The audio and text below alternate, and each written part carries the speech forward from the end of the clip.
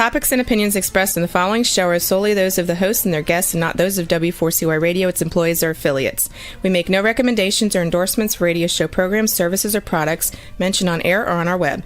No liability, explicit or implied, shall be extended to W4CY Radio or its employees or affiliates. Any questions or comments should be directed to those show hosts. Thank you for choosing W4CY Radio.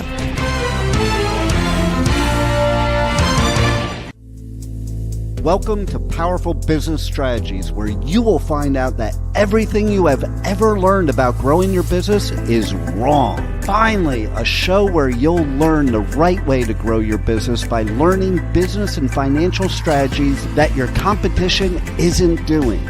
And now, here is your host, President of Next Step CFO, Michael Barbarita. And joining Michael for today's show as an executive moderator is Chucky Obia. Yes, this is Chuk, and I believe that gratitude is undefeated and growth is about the next step. It is an honor for me to moderate today's discussion with my good friend, Michael. Michael, how are you? Great. How you doing, Chucky? How was your Christmas? It was nice. It was nice. Yeah. And look, I've got my notepad and my pen. I'm ready to take some notes today. I feel like it's going to be an energizing show. Excellent. Excellent. It is. And my name is Michael Barbarita, President of Next Step CFO. And Next Step CFO is a fractional CFO and strategic implementation firm. And our vision is to ensure that overwhelmed business owners achieve the time freedom and consistent profits to build a legacy and the life they desire. Our mission is dedicated to guiding small business owners to leveraging their time, exploding their profits, and building a meaningful legacy. This show, Powerful Business Strategies, and our book of the same name, is a step towards accomplishing that vision and mission. So with that, I'd like to hand it back to my co-author and moderator for the show, Chucky Obio. Michael, you were kind enough to ask how my Christmas was. How was yours? Oh, very good. Very good. I only worked 4 hours, Chucky. Okay, there you go. Well, look, guys, it's interesting that we're thinking through the holiday season. Today's episode is titled The Profit Multiplier, Finding Money in Hidden Plain Sight. So, Michael, look, I'm actually quite excited because I do think I need to find some money. A lot of business owners need to find some money after this holiday season, right? So, look, Right. Really quick disclaimer, folks. Michael and I were both affiliated with a number of different organizations. I currently serve as a managing director of business development for Vetter Price, a global business-focused law firm. In addition to that, it's truly an honor to collaborate with Michael to moderate business roundtables and document the insights from those roundtables as part of our book, Powerful Business Strategies. But please note that the views expressed on this show are personal views based on successful experiences. And my mission as a fearless moderator is just to ask the right questions, take some notes, help you and me learn the best strategies that the competition isn't doing. Michael, back over to you. Thank you, Chucky. And Chucky, last week I announced a little different kind of a program that business owners can do if they have a business problem that they'd like us to answer, or a business question, or a strategy that they'd like to ask about. They could email us. They could email us at ask@nextstepcfo.net. That's ask, A-S-K, at nextstepcfo.net. And it doesn't matter what the business problem is or the question, and we will answer it for you. There are a couple things that we ask. Number one, please state whether it is something we can answer on the air or if it is confidential. And of course, if it's confidential, we won't answer it on the air. And number two, please provide your phone number, because business problems can be complex and we might need more context or clarity. And if you're one that doesn't want us to answer the question on the air, we need to call you and give you the answer. And that email address, once again, is ask@nextstepcfo.net. And so as a little opening for today's show, I like opening with a little inspiration. So what amazes me is that every day I watch business owners walk into their stores, open their laptops, or head to their job sites, not just to make money, but to make a difference. And while others play it safe with steady paychecks, business owners chose to bet on themselves. And for the business owners out there, you're the ones creating jobs in your community. You're the ones lying awake at night, figuring out how to make payroll. You're the ones missing family events to serve your customers, and you're the ones who keep pushing forward even when it feels like everything's pushing back. And I see you working early mornings before your team arrives and late nights after they've all gone home. And I see you solving problems nobody else wants to tackle. I see you putting houses on the line to fund your dreams. You're not just business owners, you're dream builders, you're job creators, you're community leaders. And even though it often feels lonely at the top, know this: what you do matters. Yes. Your courage to keep going inspires others to do the same. So to every business owner out there making it happen every day, I see you, I respect you, and I applaud your relentless spirit to build something meaningful. So Chucky, today we're going to explore why everything you've ever learned about profitability is wrong. And just yesterday, actually Friday, I was working with a business owner who told me, Michael, sales are up, but our profits are down. How is that even possible, he asked. Well, this happens more than you might think. Business owners focus so much on the top line that they miss profit opportunities right under their nose. And think about it. Most businesses look at their P&L monthly or quarterly, check their sales and maybe their bottom line, maybe, and think they got it all handled. But that's like trying to drive a car by looking in the rearview mirror. So today, I'm going to show you exactly how to find hidden profits in your business. I'll show you how one business discovered they were actually losing money on their biggest customer, and how fixing this one issue doubled their bottom line. Even better, their customer thanked them for making this change.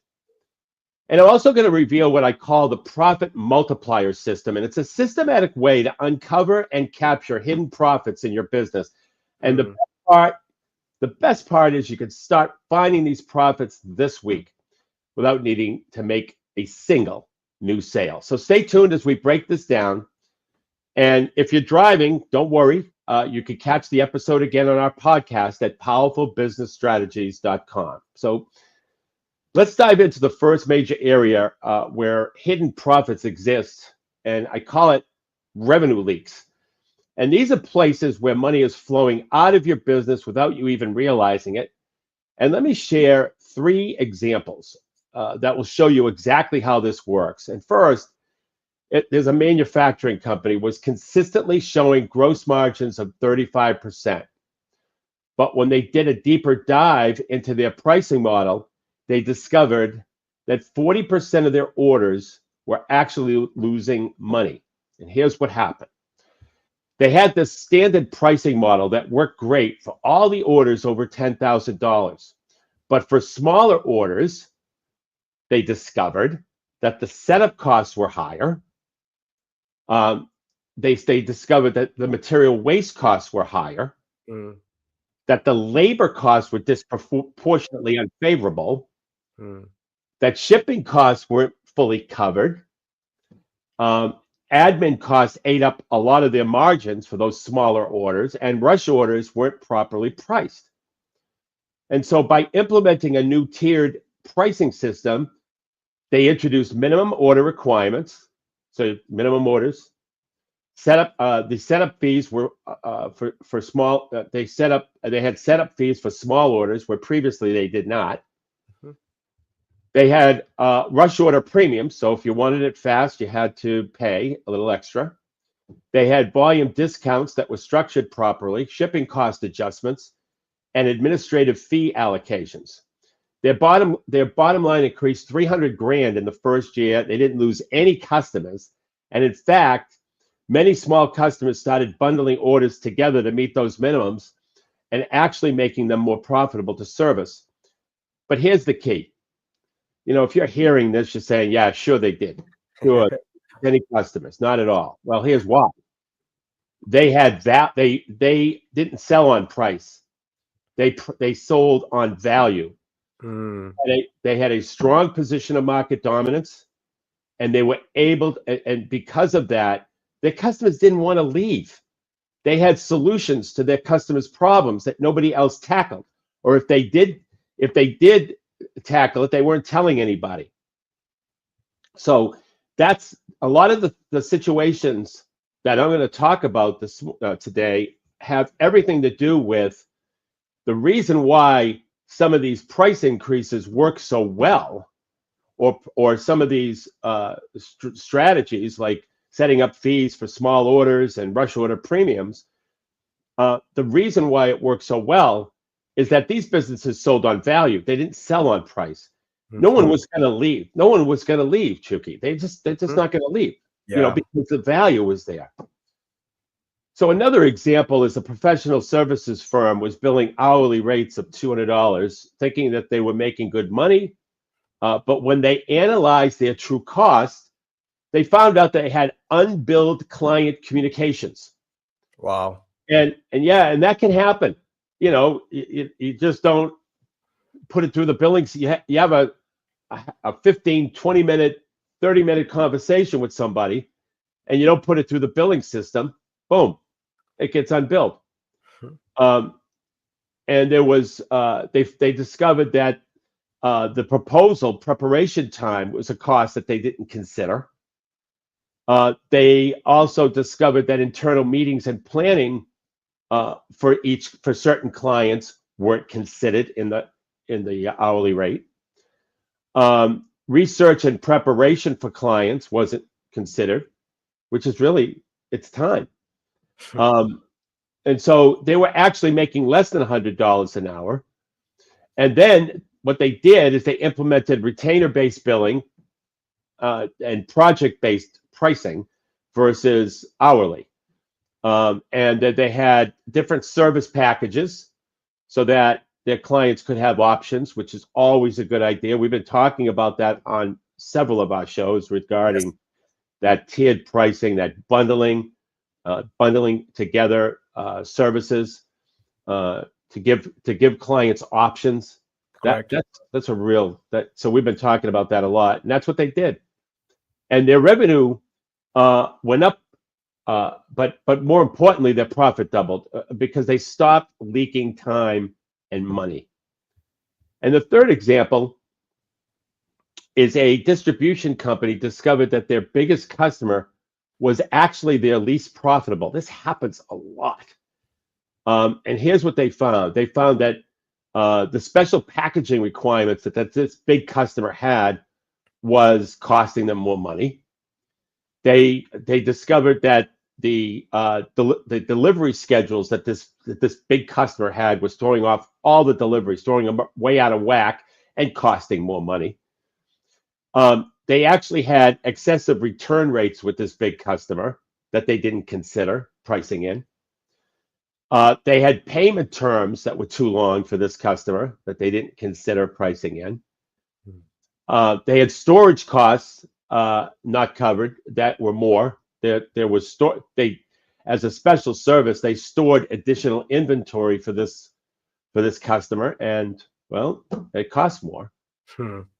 And so after realizing all this, they started having packaging surcharges. The delivery schedules were priced properly based on the rushing of the order. They had a return policy with fees. They had payment term adjustments for that long-term dating that they were giving the customer. And they had storage fees for any of that long-term storage that the customer requested. And once again, other people might say, well, that customer probably left. They didn't. And they didn't because the company added so much value to the service that they offered that it was a no-brainer for that company to stay. And by making these adjustments, the distribution company increased profits by $200,000 while maintaining the relationship. And so here's how to find these revenue leaks in your business. So the first thing is you have to do a true cost analysis. You have to break down every cost component, including all the time spent. You have to factor in an overhead allocation. You have to consider opportunity costs. You have to account for risk factors. There are risk factors that don't happen every time, but could happen or happen occasionally, and you have to build that into the cost. And then you have to calculate the real margin. What is that real margin? What is the margin that you're actually making on that big customer, on that small customer?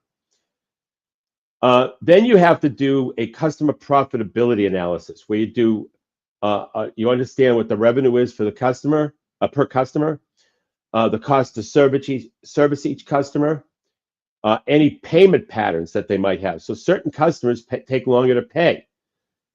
It doesn't mean you're going to drop them like a hot potato. It just means that you have to build into that pricing. Return rates, they differ per customer, and the administrative burden differs depending upon who the customer is. So in addition to an overall cost analysis, you have to look at each customer, at least the top 10. You might not have to go real deep, but you have to do the top 10, and then you have to do some small customers because you have to make sure that you're not getting burnt on anything that they're doing. Interesting. And then you should have a product service line analysis by understanding the individual product margins. What does this product generate for gross profit versus another product? The setup and handling costs for each product needs to be reviewed. The storage and carrying costs for each product needs to be reviewed. The support that needs to be reviewed for each product. So you've got your true cost analysis, you've got your profitability analysis by customer, and then you have your profitability analysis by product line. And then you have to review your overall pricing structure for volume versus margin analysis, for minimum order requirements, for rush order policies, and payment terms. And the key here is understanding that revenue doesn't necessarily equal profit. You have to understand what your product or service really costs. And, I had a client early on, I think it was back in 09 or 10, and, they were really pleased with all of their pricing structures and so forth, and come to find, and it's probably because customers were buying without complaining about price. Come to find out, they were selling their product below cost. Yeah. When we did this type of an analysis, and boy, and this company was losing $250,000 a year and wondering why on higher sales volumes. Well, the higher sales volumes were driven by the fact that they were priced really low because they were giving it away. So if you're not getting at least 1/3 of your estimates or 1/3 of your proposals or offers, if you're not getting a no based on price for 1/3 of your offers or proposals or estimates, then you are probably priced too low. Remarkable. You only get 20% or 15%. This company was getting 0%, and obviously, so we could figure out quickly why everybody was jumping on the price. And so that company, in addition to increasing their prices, had to add more value to their product because, once again, it's you want to compete based on value and not on price. So let me give you a simple way to start finding these leaks. Take your last 10 orders or projects, doesn't matter if they're big or small, and ask, did we make money? How much did we really make? What cost did we miss? What time didn't we bill? What extras did we throw in? And would we do it again on that price? And most businesses will find that at least 3 of those 10 were unprofitable. And that's your starting point for plugging revenue leaks. Chucky, are there any questions? Yes, it's remarkable, Michael. And I think you've really struck a chord with a number of these insights. So let's consolidate a couple of questions here into one. So, Michael, you mentioned revenue leaks in businesses. What's the most common revenue leak that you see, and how can business owners identify these kinds of leaks in their operations? Okay, great question. The biggest revenue leak I see is just misunderstanding what the true cost of small orders or projects are. The business owners are all focused on those big projects, making sure A, they get out the door, and B, that customer is happy. That they lose sight of the smaller orders, which can represent anywhere between 30 and 60 or 70% of their revenue, and they don't know what those products cost. Businesses often think they're making money on every sale, but they're not factoring things like the setup time, the administrative cost, the overhead allocation. And the fastest way to find this leak is to analyze your last 10 orders, as I mentioned right at the end of that segment, and breaking down every cost, including time spent, materials, overhead, and administrative costs. And what most businesses discover that at least 30% of their orders are actually losing money. And so if you go through that list that I just went over, you'll be able to identify where the leaks are. It's really interesting, right, Michael? And I imagine that checklist would be applicable across multiple industries, correct? That's absolutely true. Yes. Great. So as you know, we have an audience of business owners and executives that listen to us coast to coast, representing multiple industries. Here's another question. Now, you talked about a manufacturing company implementing a tiered pricing system. Right. Now, for businesses, though, that are a little bit concerned, a little bit nervous, Michael, about losing customers with these sort of price changes, how do you recommend rolling out this kind of an initiative? Well, we come back to value again. You start by segmenting your customers. You analyze profitability per customer, identify which ones are actually costing you money, and then create those pricing tiers that protect your profits while giving customers choices, because customers want options. But the key is to communicate the changes as adding value, not just raising prices. Too many times, those little letters go out to customers that say, we because of the increased cost of this material, or because of the increased cost of labor, or because of the increase, or because, like right now, it's popular to say, because inflation is hitting all of us. Yeah. But really, what the communication should be is, we are having a price increase, but it's because we're adding this value to the product or service.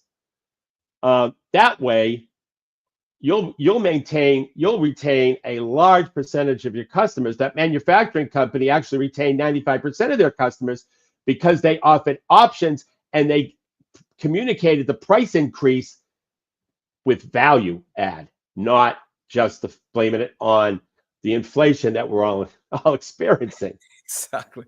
Yes. So that really that is good. Really informative. Thank you, Michael. Chicky. Mm-hmm.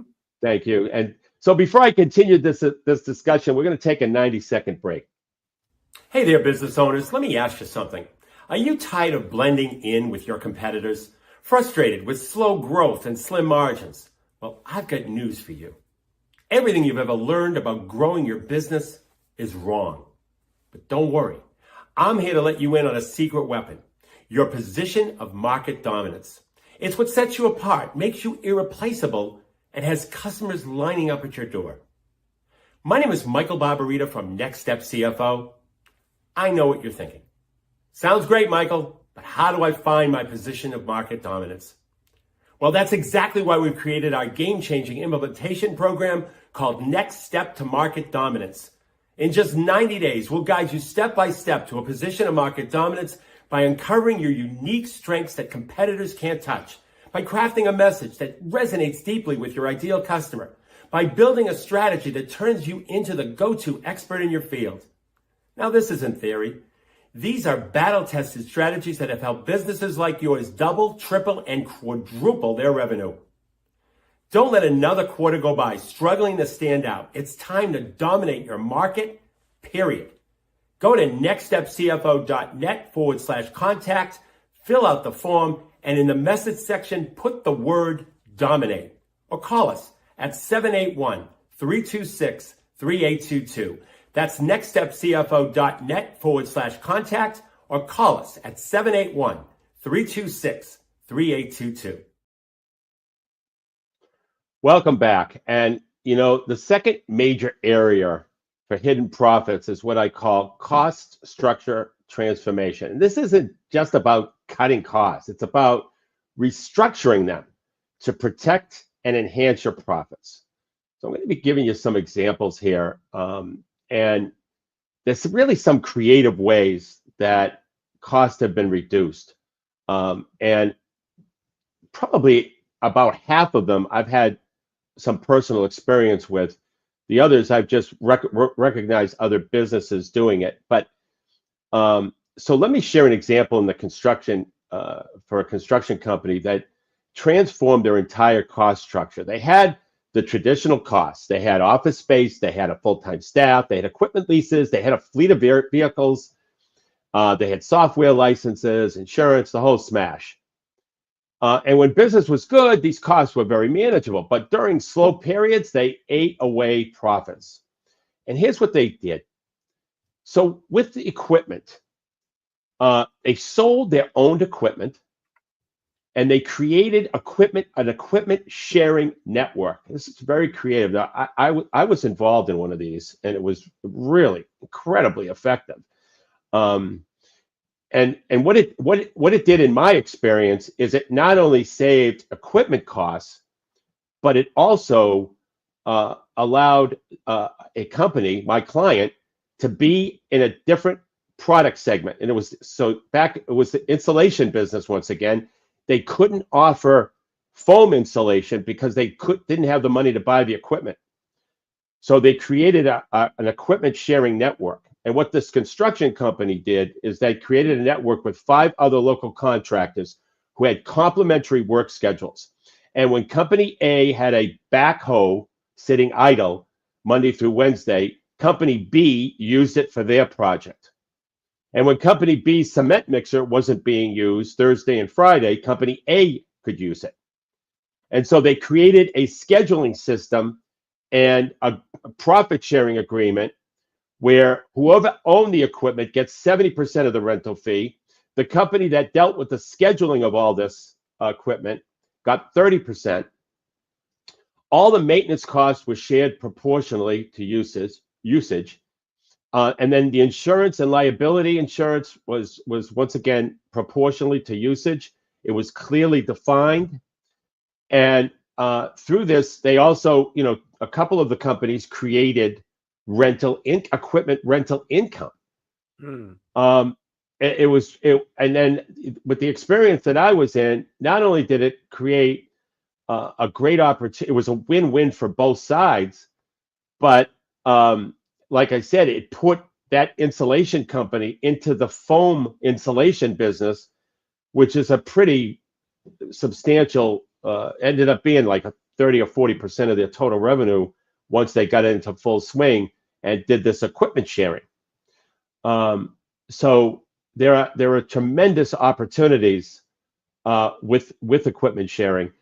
Another thing that a couple of companies have done, and I've been involved in this as well to a degree, where they actually implemented what they called usage-based rentals. So instead of leasing a crane for $10,000 a month, regardless of how often they use it, they actually negotiated a special deal where they were only paying when the equipment was actually operating. And they had a 4-hour minimum, they did, but if they used the equipment for 4 hours or more, it was never a wasted cost. And all of this transformed a fixed $120,000 annual fixed cost into a variable cost of $45,000 because they only paid when generating revenue from the equipment. So that for the companies that are in the trades, if you can look to make these arrangements, they are incredibly valuable. And like I said, also keep in mind, if there's a segment of your business that you're not taking advantage of because you can't afford equipment, you could find companies, they might not even be in the same industry. They probably aren't. But you could find companies to share equipment with. And like I said, I've been involved in one of those, and it was just incredibly valuable and incredibly profitable. And then you have to look at the staffing structure when you're looking at this cost transformation that I'm talking about. So the construction company kept their core team, the essential project managers, the estimators, the key supervisors. But then they had a specialized contractor network where they built relationships with reliable contractors to do specialized work. Some companies in this construction industry have contractors, subcontractors for everything. And Chucky, remember AIDCO? Yes. This is the O for outsource. Interesting. And that's what this this company did, and they actually outsourced everything, including the framing. And it was really productive because they were actually having trouble hiring people in this skilled area.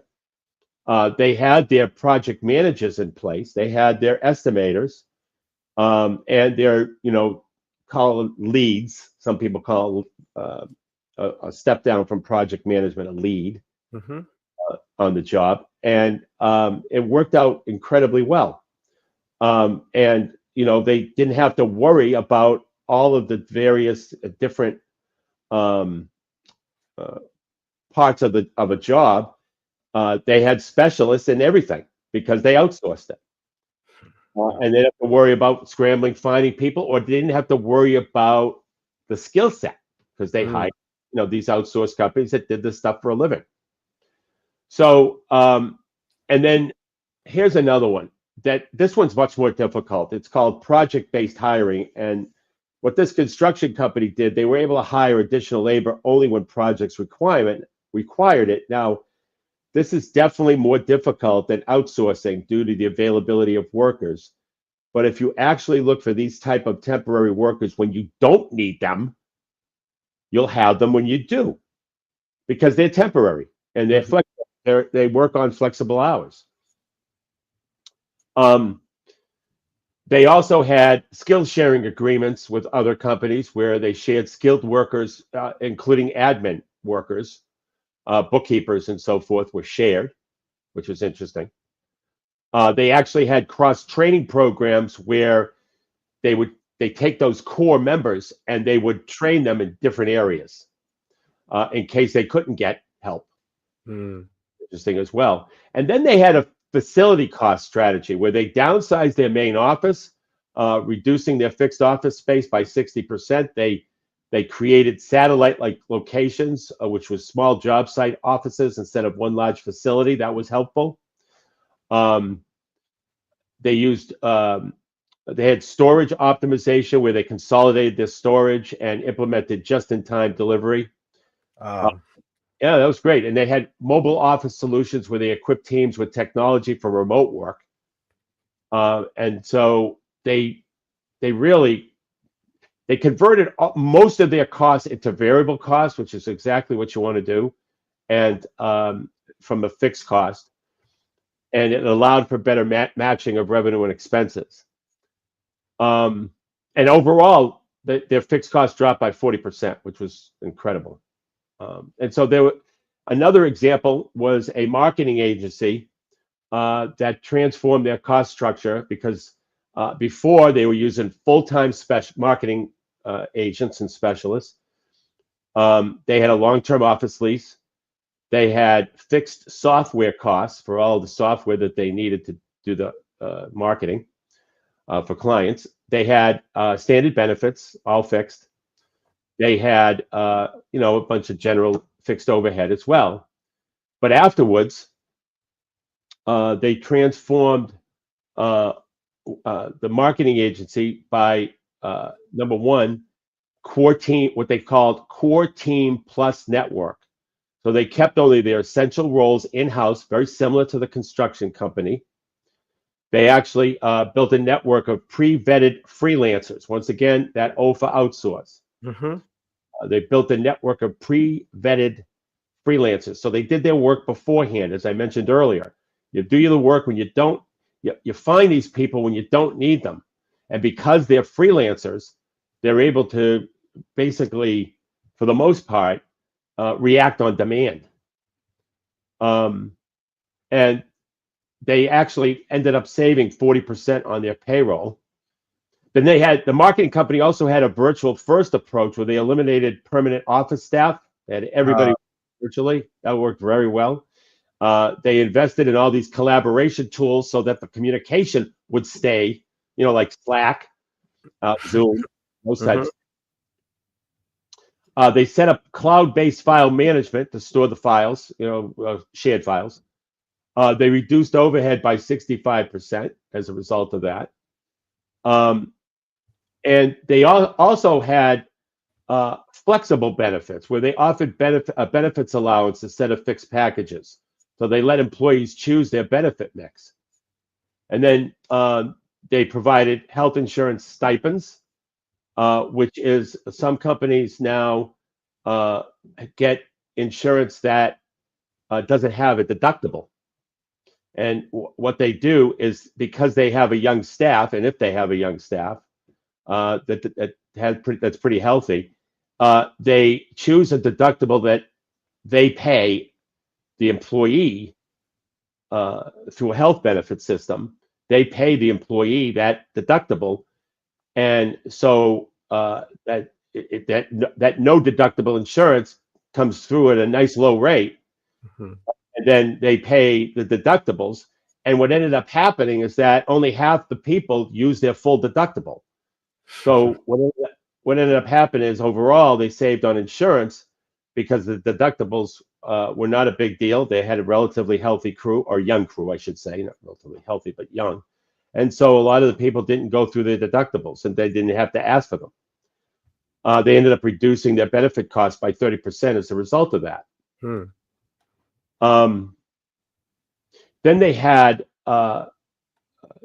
their variable costs, of course, were tied directly to revenue generating activities. And they implemented profit sharing, which was a variable cost based on profit versus fixed bonuses. A lot of people recently have given Christmas bonuses and those types of things, which people come to expect. But when you have a profit sharing bonus, that bonus is variable based on profit. And so this company, the marketing company, their profit margins increased from 15 to 35%, while employee satisfaction improved because of that increased flexibility. And so here's how you really analyze your cost structures. First, and this is what I'm going to go through here is quite lengthy, but so I'm going to shorten it with just talking about a couple of costs in each category. So number one is your fixed cost analysis. You have to look at your rent and mortgage payments, your permanent staffing, salaries, your equipment leases, and your software licenses, your utility bills. Then you have to understand what your utilization rates are. This is equipment usage hours versus total hours, staff billing hours versus total hours, facility space storage usage versus total space usage. And then you have to identify peak and slow periods. Keep that in mind. You have to map resource allocation. You have to track capacity usage. You have to measure efficiency. You have to do a lease and buy analysis to make sure that the equipment that comes in is most efficient, whether it's leased or whether it's bought. You have to review your staff structure to see what opportunities you could get, flexible, those remote, those subcontractors, and those outsourced companies or outsourced businesses that can come at a moment's notice. And then you have a technology assessment, a facility evaluation, equipment usage study, and a partnership potential, like that shared equipment network partnership. So the key is moving from a fixed to a variable cost structure whenever possible, but doing it strategically to maintain quality and reliability. Chucky, any questions from the audience? Absolutely. So it's really interesting, right, Michael? I mean, just this point about fixed costs and variable costs. So let's get into it. When transforming fixed costs to variable costs, what's the first step a business owner should take? Well, it starts with that full audit of all the fixed costs and the utilization rates. Yeah. That little list that I just went down. But really, if they started with just the fixed costs, they're going to be way ahead of the game. Because if you're paying $5,000 monthly for equipment, but you're only using it 40% of the time, that's your first opportunity. Yeah. You map out the exact usage patterns of all of your assets, and this gives you the data to negotiate better terms with vendors on those assets. Consider that equipment sharing strategy that I mentioned earlier, or usage-based pricing that I mentioned earlier, where the company that had that $10,000 a month lease converted it to usage-based and saved like 30 or 40%. Exactly. And so, yeah, you could. So there's a lot of options if you really can focus on it. There's a lot of ways to save and cut those costs. Michael, as you know, a lot of small business owners, they get a little nervous when we talk numbers, right? I mean, it's like, I'm sure they do. I think, what you've just shared, this piece of insight, that first step usually is the most difficult step. So the fact that you've given them some insight and just taking that first step, really important. Another related question on this, a slightly different topic, something that you mentioned earlier. So when you mentioned contractor partnerships as a way to reduce fixed costs, how do you structure these partnerships, especially for quality and reliability, Michael? Well, the key is formal agreements with absolutely clear terms, not handshakes. That doesn't work. What happens is the handshake deals get muddled. So start by identifying complementary businesses where you can share resources and create written agreements. That's what we had when we did it, and when I was helping my client. That specify the revenue sharing, because there's all kinds of revenue sharing with rental income and so forth. The quality standards that each wants and needs from that equipment, the response times, any dispute resolution, and figure out how those will be handled, at least the ones that you can anticipate. You build in performance metrics and regular reviews. One construction company created a network of those 5 partners, reducing those fixed costs by 40% while increasing capacity by 60%. So there's all types of opportunity there. And thank you for that, Chuki. And so before I continue this discussion, we're going to take a 90-second break. Hey there, business owners. Let me ask you something. Are you tired of blending in with your competitors? Frustrated with slow growth and slim margins? Well, I've got news for you. Everything you've ever learned about growing your business is wrong. But don't worry. I'm here to let you in on a secret weapon, your position of market dominance.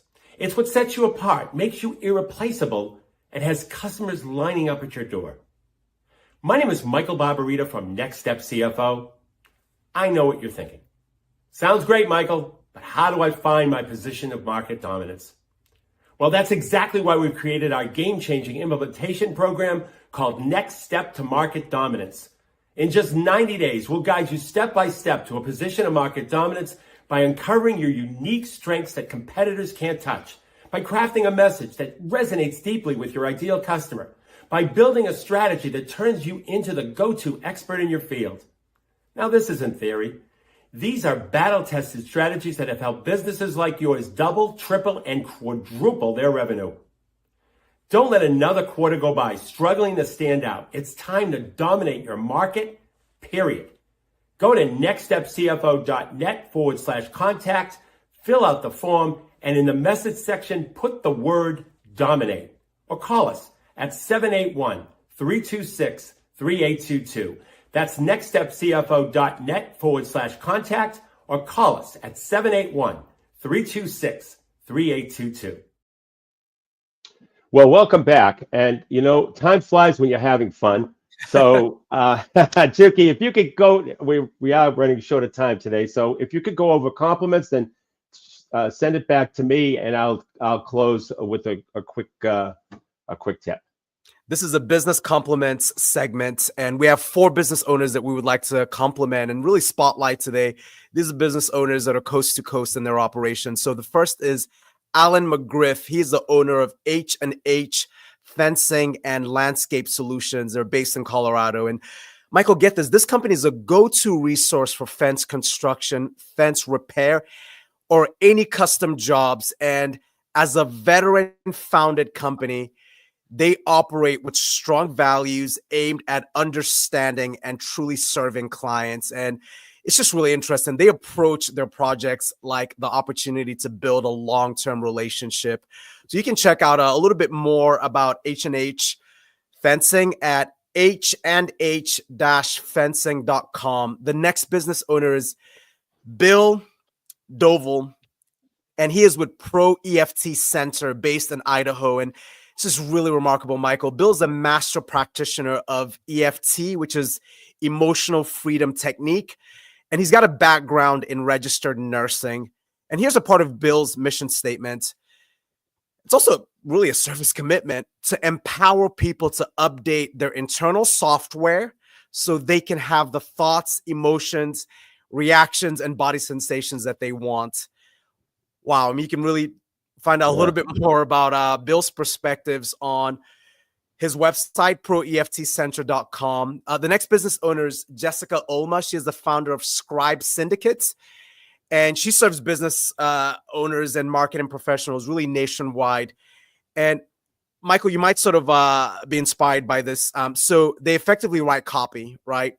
So they write marketing copy that aligns with a company's mission, goals, and target audiences. In fact, also part of a company's profit strategy plan, they would write some marketing copy for that.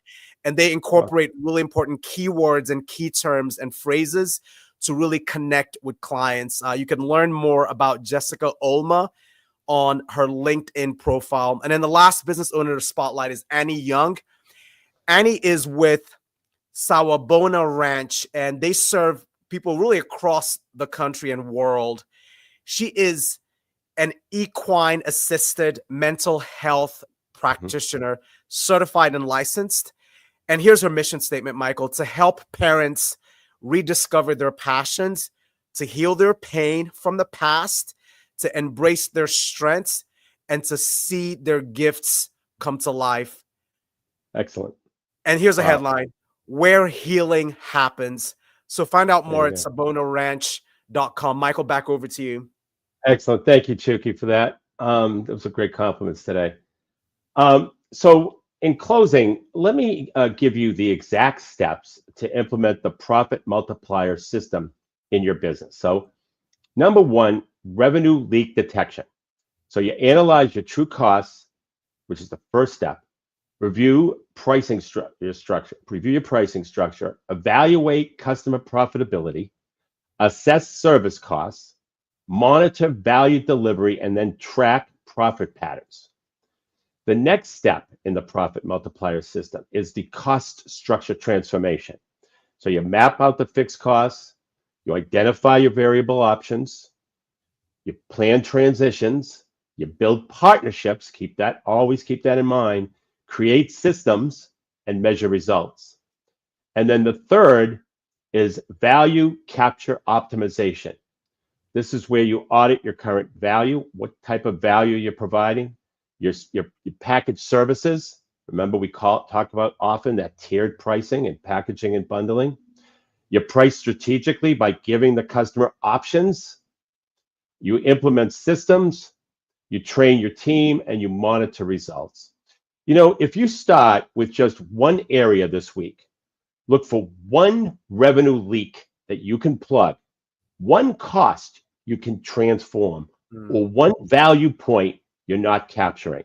You'll not only have a successful week, but you'll have the start of a very successful business. Because remember, you don't necessarily need new customers and new products to increase profits. You just need to better manage the money already flowing through your business. And to get a copy of the book, Powerful Business Strategies, simply go to our website, www.nextstepcfo.net. It's totally complimentary. And until next Monday at noon Eastern Time, for Chucky Obio, my name is Michael Barbarita. And remember, don't keep doing what your competition is doing. You have been listening to Powerful Business Strategies, finding out that everything you ever learned about growing your business is wrong. Tune in next week and every week at noon Eastern Time on W4CY Radio with your host, Michael Barbarita of Next Step CFO, and moderator Chucky Obio.